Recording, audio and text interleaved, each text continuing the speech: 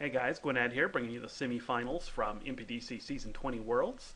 As I mentioned in my first video, Brazil is playing a spellless white weenie list, and Chip is playing Gruul Disciples. This is game 2, and let's go ahead and get started. So, Chip won the first one, and Brazil does choose to go ahead and play first, and both keep their opening. So Brazil starts off with a very strong War Falcon lead, assuming he can follow that up with a soldier. He'll have a really nice turn too. And Chip's just going to go ahead and drop a tap land. So he does indeed have a Doom Traveler, which is going to go ahead and activate the War Falcon. Very, very good for him. Obviously attacking for 2 on turn 2 with a flyer is very, very good. And he's going to go ahead and hit for 2 to see if he has a follow-up play. He does not. Chip's going to go ahead and just burn out the Doom Traveler. Keeps him from getting kind of the 2-for-1 out of the the extra token that would come back, and potentially stops the War Falcon from attacking next turn. Although, generally speaking, this white weenie list is running enough creatures, and specifically enough knights or soldiers, that most of the time they're going to be able to bring it back online. So he does indeed have a Loyal Cathar and can go ahead and swing in with the War Falcon. Right, he's going to burn out the Loyal Cathar there. Looks like he may be stuck. Yeah, unfortunately he is stuck on mana. So although he's gotten some good use out of those Pillar Flames, he's going to continue to fall pretty behind here.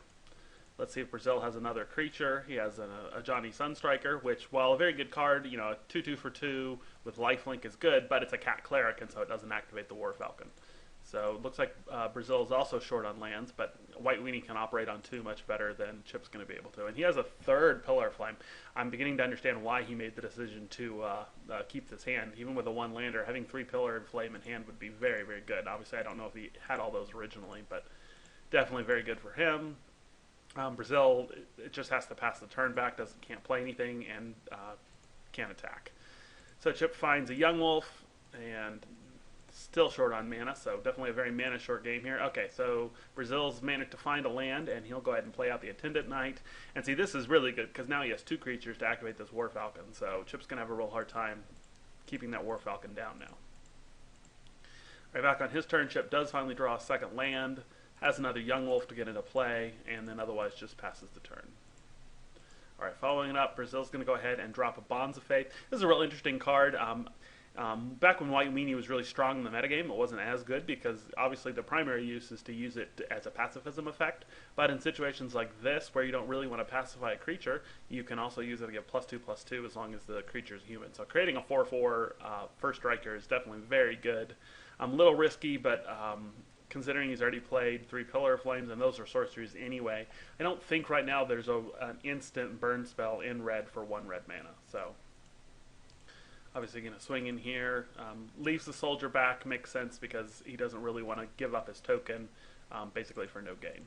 So we'll hit for 2, and then also kill off the one of the Young Wolves, making a 2/2 out of it. And Chip's down to 12, and not looking real great here. He still doesn't have a 3rd land and just has to pass the turn back. Brazil here obviously is looking like he's in pretty good shape. He's going to lead off with Thraben Sentry. And, and Chip's going to go ahead and use Plummet on the War Falcon. That's a nice move. And obviously wants to do that before the Thraben Sentry comes into play, since if something dies, it turns into a very, very meaty 5/4 trample. Definitely very, very strong. I think maybe one of the biggest, toughest creatures in the whole meta, and the fact that it has trample makes it really, really good. Alright, so obviously continue to swing in here. So now he does go ahead and throw the soldier out. I, again, probably would have held it back, but, he's really just throwing it away at that point. And then he'll go ahead and block the Attendant Knight as well. Just, again, it's a free block for him. Makes his guy a 2/2, and takes out a soldier token as well. Oh, I didn't think about the fact, though, that by blocking the soldier token, he activates the Thraben Sentry. In retrospect, Chip probably should have let that soldier go, because that Thraben Sentry is going to be way more trouble for him than the soldier ever would have been. So swing in here with the 2/2, assuming there'll be no blocks. Yeah, no surprise there. And so Brazil has yet another Bonds of Faith. So now we have a 7/6 Trampler. Not much that Chip's going to be able to do to take care of that. So this game is pretty much over at this point. So continues to chump and drops down to 5. He's got to have an answer here. Has a deadly recluse, which is able to trade with this, but unfortunately, 5 of the damage will go through, so he'd have to double block here. Yeah, definitely just, probably a turn too late for that. So yeah, Chip goes ahead and scoops, and that is how game 2. So they are now tied 1-1, and I will be back for game 3 in just a moment.